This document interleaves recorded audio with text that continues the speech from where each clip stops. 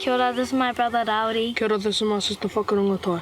We whakapapa to the Hikarangi i Repu, Ngā Tikau o Torongari Te Apu, which plays a role in the health of the Wairoa River and into the Kaipara Moana.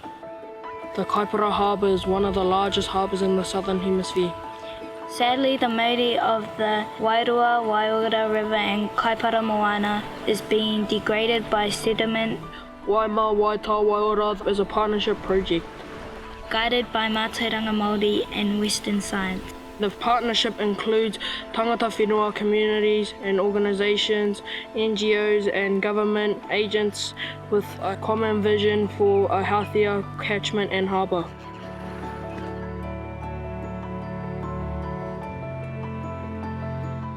We're a 205 hectare dairy support farm right at the very top of the Kaipara catchment. This water from this spring here will make its way out into the Tasman Sea.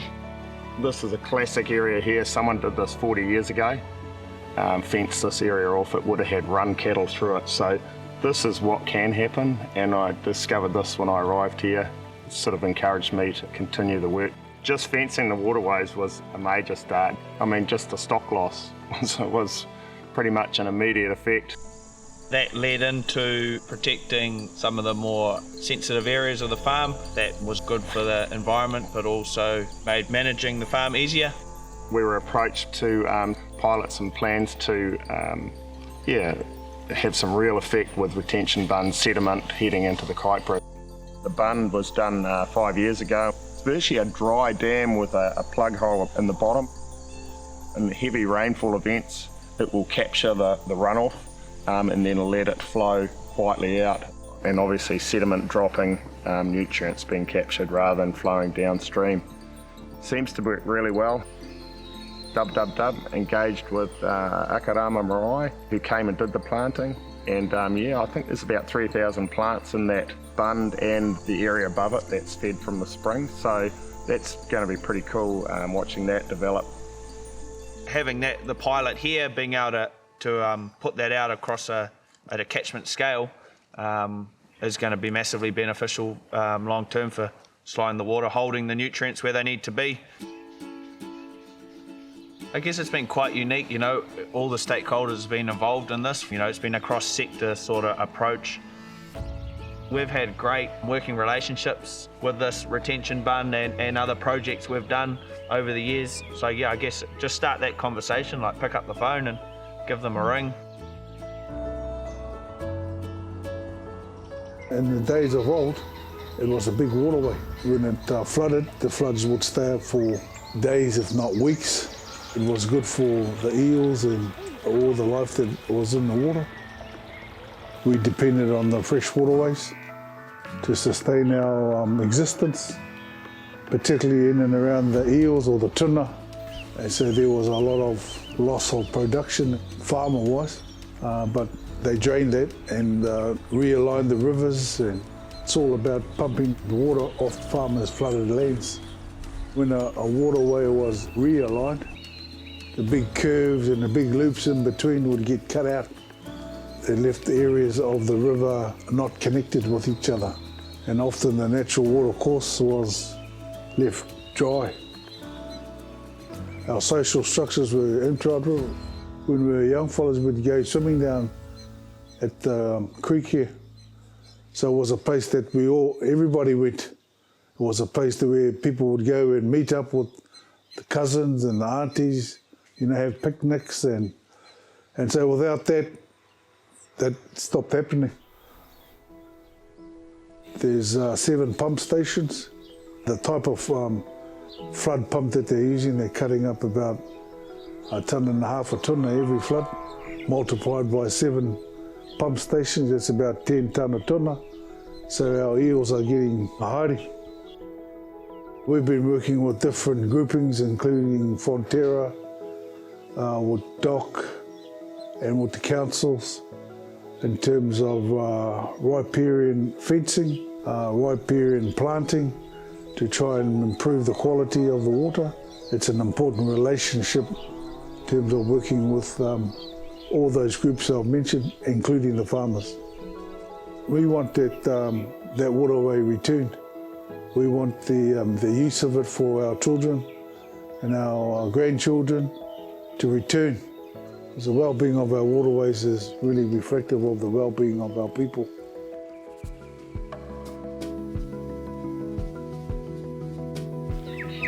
It wasn't the dairy platform itself that drew us to this farm. It was the wild places to begin with. It's one of the real upsides of farming in Northland is that we still have areas that we can appreciate for their biodiversity. When we first purchased the farm, every square inch of available land was being used for cattle grazing, including stuff that just wasn't suitable for cattle. Cows would disappear into the bush and you'd have to wait for them to find their own way out. And by the same token, some of the swamps, cows would go in there and get stuck and you'd end up spending half a day with a tractor trying to get them back out again. So this was one of the first places that we decided that we'd fence off and plant. And I think that any nutrients that we put on the farm, any that do run off, will end up being used by the plants here rather than ending up in the river where we swim.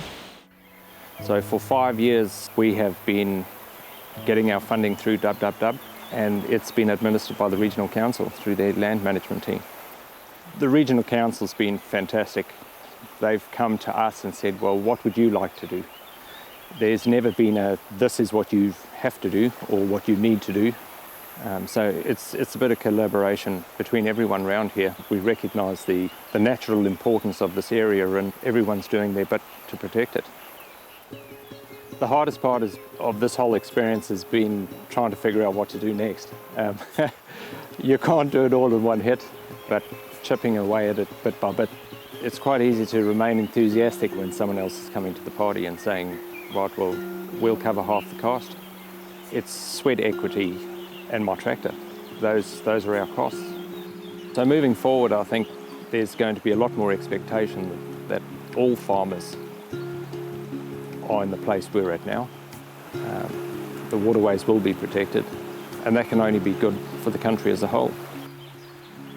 We're quite happy to swim in this river every summer. We spend hours just about every day in here with us and the kids. We have plenty of wildlife in the river. There's no shortage of eels and kura and kokapoo and things like that. There is room for dairy farming and there is room for the environment, and the two of them do work together.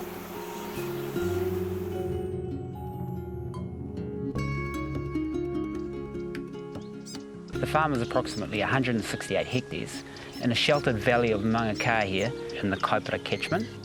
So what we run here now is 300 odd head of beef. We had a vision to up our water quality and to create a cleaner, greener, more eco-friendly farm. So we fenced off waterways, now are planting trees to help filter any fertiliser drain off. So the organisations that have helped us through giving us funding, especially information on planting, the timing of the fencing. So yeah, they were a huge help. And involving the community in planting was something we wanted to do for them to have a vested interest in it, for them to feel ownership.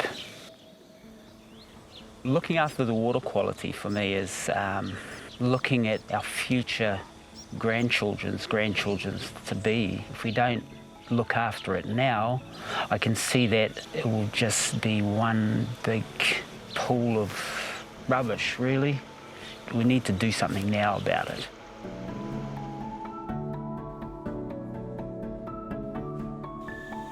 These waterways come across from Whakapara and Akirama, and then down the Wairoa to the Waiora, out to the Kaipara. So what we're doing here is the quarry Golden Bay cements require resource consent to be renewed, and part of that resource consent is engaging Hapu, tangata whenua. So we're working along Golden Bay's consultants to do the water testing and stuff like that. The change of water quality is huge, you know, because it's intensively farmed, dairy farmed. We've got the Kodi Fonterra just in our backyard. So, you know, we've got water take, we've got 7 pump stations that cut up our taonga species, being tuna. It has no fish passages. The Hapu coordinator's role was created out of Dub Dub Dub.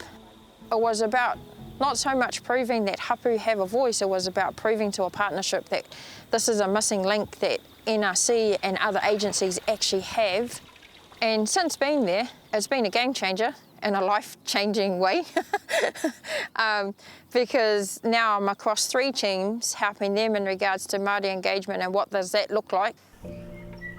The positive stuff that's come out of Dub Dub Dub is the Mana Enhancement Agreement, the planting of 450,000 trees, and we're going to do another 70,000 by the end of June. We've had those courageous conversations with the farmers to allow us to put in the fencing. I mean, they're being very environmentally aware of change and willing to actually create that change by knowing the funding there is there to assist them, and also for us to work alongside them to put the trees in. So I think the partnership and the fundamental values Dub Dub Dub had in that had a point of difference. The other benefits that Dub Dub Dub has achieved is creating the partners' relationships, mana enhancing that, and also getting contracts through those partnerships with living waters for Hapu to maintain.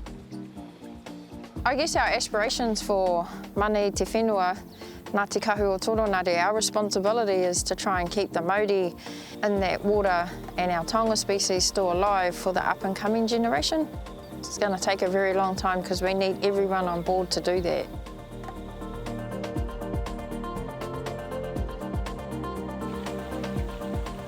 This particular spot at Rokohanga Nui is, we imagine, quite similar to what it would have been over time. As you can see, we're surrounded by very dense native bush. We've got a beautiful, clear running stream. The habitat here supports all kinds of native species, both flora and fauna. We know from whānau that they would come here and they would catch big kiwai here. So kiwai like a big pan full of big king prawns, for example. So this place, it is one of the 8 water monitoring sites that we do here in Te Orewai every month. And it's probably the most pristine site. So this is a little oasis in the middle of a very big forestry area. We have a lot of dairy farming down in the southern end of our Hikurangi awa, for example, and from that we see that the waterways don't look like this. In the beginning it was very much Hapu having to assert our beliefs, our mātauranga, and make it fit within a Western science. Although as Hapu Kaitiaki, we've spent a lot of time learning Western science methodologies. And even when we come out and we do water monitoring now, we use Western science methodologies, but we combine them with mātauranga so that our picture is one of a variety of data to inform the health, the mauri of our awa. So we bring kids out from the Te Horo school, for example, each month. Bring a couple of kids so we can expose them to the taiao mahi that we do. And so it reconnects them with their awa so they can see, yeah, this is mine, and I have a real responsibility as a future Kaitiaki to be able to ensure that this is clean for me and their children into the future. This is a hapu nursery. And what you're looking at here is the remnants of 100,000 manuka that will be planted this year as part of an afforestation project that we're doing. We see the nursery as an economic opportunity for us to employ local people, but to also build a business supplying quality native plants to be sold and planted into our district. All of the work that has been done on the ground has created a real momentum. It has raised awareness amongst Hapu. So I think there's a real future here for the good work that's been done with Dub Dub Dub to continue on in another way and really step it up.